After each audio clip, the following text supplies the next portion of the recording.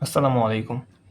University of global ভিলেজের CSC fourth সেমিস্টারের শিক্ষার্থীদের জন্য আজকের এই ভিডিওটি বেশ গুরুত্বপূর্ণ। আজ আমরা কথা বলবো আমাদের ডেটাবেস ম্যানেজমেন্ট সিস্টেম সেশনাল এই কোর্সটি নিয়ে।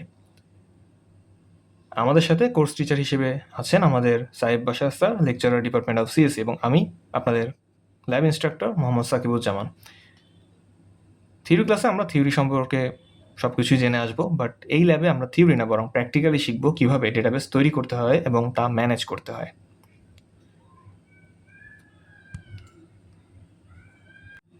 এবং আমাদের এই শেখার প্রক্রিয়াটা হবে প্রজেক্ট ওয়াইজ। আমরা বিভিন্ন প্রজেক্ট কমপ্লিট করতে করতে ধাপে ধাপে আমরা এক একটি কাজ প্র্যাকটিক্যালি শিখব, এবং সেই কাজগুলো সম্পন্ন করার জন্য, সেই প্রজেক্টগুলো সম্পন্ন করার জন্য আমাদের ল্যাব ক্লাসে মূলত কিছু টুলস ব্যবহার করতে হবে অবশ্যই।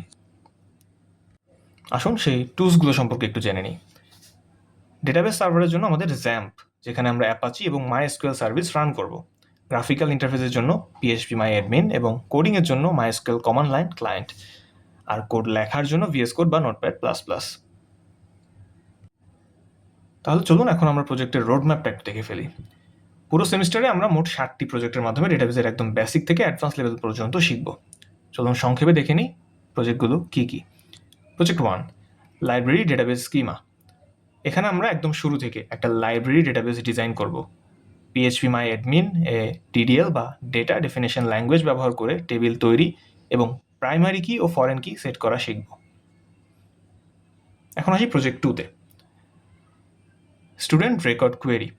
এই প্রজেক্টে আমরা শিখব কীভাবে ডেটা ইনসার্ট করতে হয়, সিলেক্ট, ওয়্যার এবং অর্ডার বাই ব্যবহার করে সেই ডেটা ফিল্টার ও সর্ট করে তুলে আনা শিখব। প্রজেক্ট 3, যেটি হচ্ছে ইনভেন্টরি ডেটা মডিফিকেশন।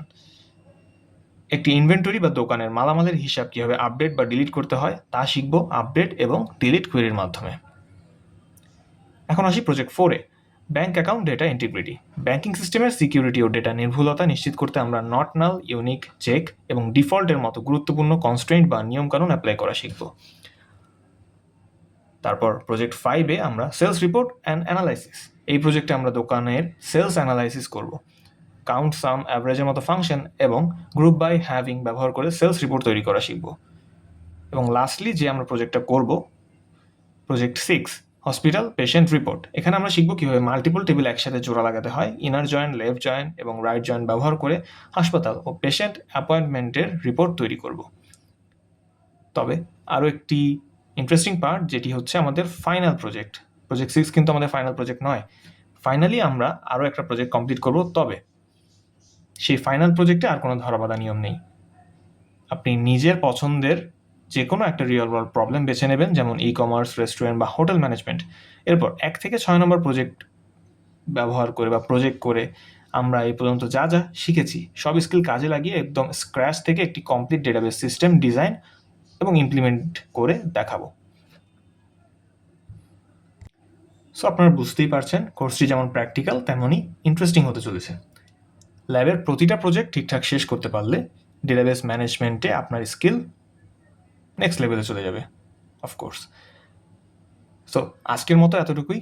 ল্যাব রুমে আপনাদের সবার সাথে দেখা হচ্ছে। Happy coding.